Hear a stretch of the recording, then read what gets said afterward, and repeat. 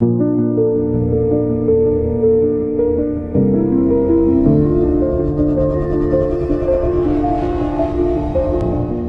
কেনার পরে অনেক সময় আমরা ফেলনা হিসেবে ফেলে দেই আঁশ, তবে সেই ফেলনা আঁশই খুলে দিয়েছে সম্ভাবনার নতুন দুয়ার। এখন মাছের আঁশ বিক্রি হচ্ছে, রপ্তানির মাধ্যমে আয় হচ্ছে ডলার। দেশের মাছ বাজারে প্রতিদিন বিক্রি হয় লাখ লাখ টাকার মাছ, আর এসব মাছের শরীর থেকে অনায়াসেই সংগ্রহ করা সম্ভব বস্তায় বস্তায় আঁশ।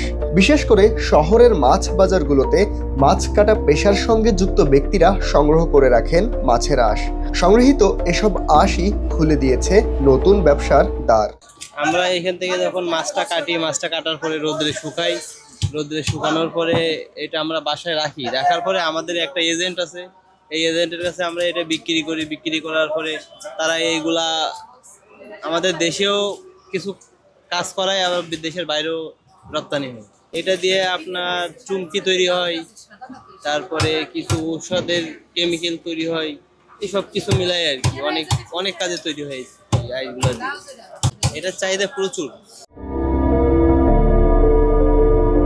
2008 সালের দিকে সীমিত পরিসরে মাছের আঁশ রপ্তানি শুরু হলেও বর্তমানে তা উল্লেখযোগ্য হারে বৃদ্ধি পেয়েছে। মাঠ পর্যায়ে সংগ্রহ, সংরক্ষণ ও প্রক্রিয়াজাতকরণের সঙ্গে যুক্তদের মধ্যে গড়ে উঠেছে একটি সমন্বিত নেটওয়ার্ক। স্থানীয়ভাবে বাজারের মাছ বিক্রেতাদের কাছ থেকে আঁশ সংগ্রহ করে পরিষ্কার ও শুকিয়ে রপ্তানির উপযোগী করা হয়। সাধারণত 3 কেজি ভেজা আঁশ থেকে 1 কেজি শুকনা আঁশ পাওয়া যায়। ভেজা আঁশের দাম যেখানে কেজি প্রতি 10 থেকে 12 টাকা, সেখানে শুকানোর পর তা 60 থেকে 70 টাকা, আবার অনেক সময় কেজিতে 100 টাকার বেশিতেও বিক্রি হয়। এটা চায়নাতে যায়, এগুলো যে মাছকারি মাছ খাইতে এগুলো বার করি, দেওয়ার আগে শুকানি লাগে, পরে বিক্রি হয় 150 টাকা কেজি। 1 নম্বরে ওষুধের খাবার তৈরি হয়, 2 নম্বরে চুমকি তৈরি হয়, ক্যাপসুলের আছে না, ওষুধ তৈরি হয়। বাংলাদেশ থেকে উৎপাদিত মাছের আঁশ প্রধানত জাপান, চীন, ইন্দোনেশিয়া, থাইল্যান্ড ও দক্ষিণ কোরিয়া সহ বিভিন্ন দেশে রপ্তানি হচ্ছে। আন্তর্জাতিক বাজারে এর চাহিদা বৃদ্ধির পেছনে রয়েছে বহুমুখী ব্যবহার। তৈরি করা হয় কোলাজেন ও জেলাটিন, যা ব্যবহার হয় ওষুধ শিল্পে। এছাড়া প্রসাধনী, কৃত্রিম মুক্তা, গয়না, এমনকি আধুনিক প্রযুক্তিতে ব্যবহৃত নানা জেনারেটর তৈরিতেও এর ব্যবহার রয়েছে। যেমন শাড়ির চুমকি মানা, কসমেটিকের পাউডার মানা, ওষুধের ঠোসা মানা, এগুলোর কাজে লাগে। আমাদের কিনে নেয়, আমরা বিক্রি করি।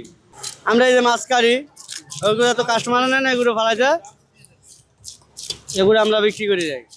তবে মাছের আঁশে সম্ভাবনার পাশাপাশি আছে কিছু চ্যালেঞ্জও।